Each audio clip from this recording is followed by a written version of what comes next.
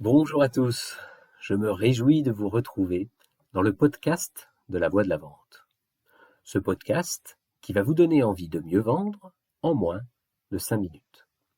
Aujourd'hui, je vous emmène dans la meilleure boulangerie de la ville où j'habite. Visiblement, je ne suis pas le seul à penser ça. Il y a une file d'attente digne des plus grandes heures de l'URSS. Normal, nous sommes dimanche matin, il est midi, la messe vient de se terminer et la boulangerie se trouve à 2 pas de l'église.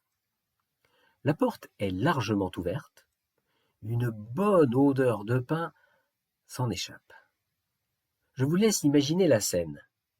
Entre ceux qui doivent impérativement ramener à la maison des pâtisseries pour le dessert dominical, ceux qui viennent de se réveiller après avoir fait la fête tout le samedi soir, ceux qui viennent de se rappeler qu'il y avait plus de pain dans le congélateur, ceux qui doivent ramener le pain à leur grand-mère qui s'affaire dans sa cuisine depuis tôt ce matin, et ceux qui prennent le pain au passage après être allés courir ou faire du vélo.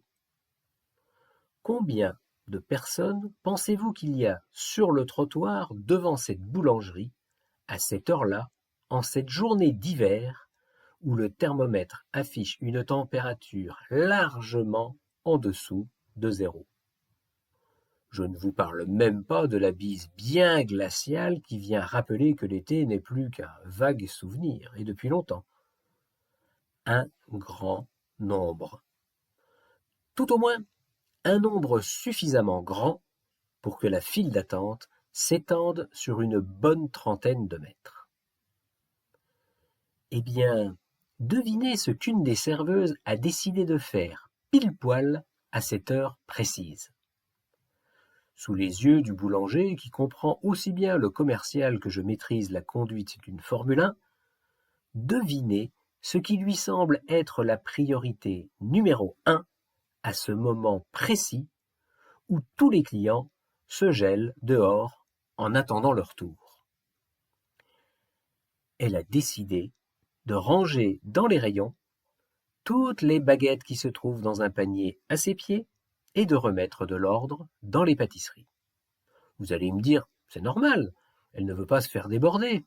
Non, j'ai déjà observé comment fait sa collègue.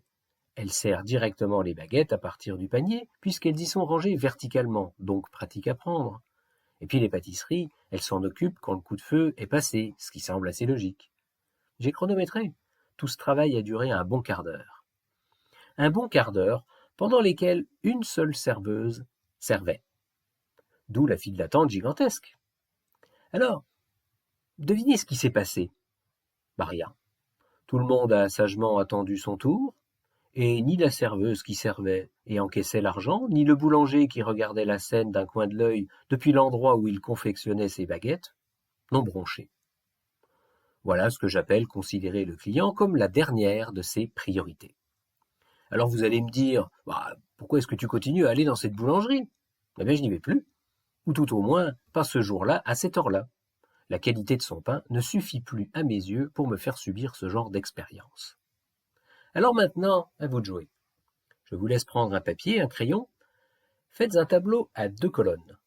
Dans la première, listez toutes les actions que vous faites, petites ou grandes, qui démontrent que votre client représente, à vos yeux, votre priorité numéro 1. Dans la deuxième colonne, ce que fait votre entreprise par rapport à ce que vous avez écrit dans la première colonne. Je suis sûr que vous allez trouver des pistes d'amélioration si vous vous en donnez les moyens. Voilà. Sur ce, je vous laisse et je vous dis à jeudi prochain.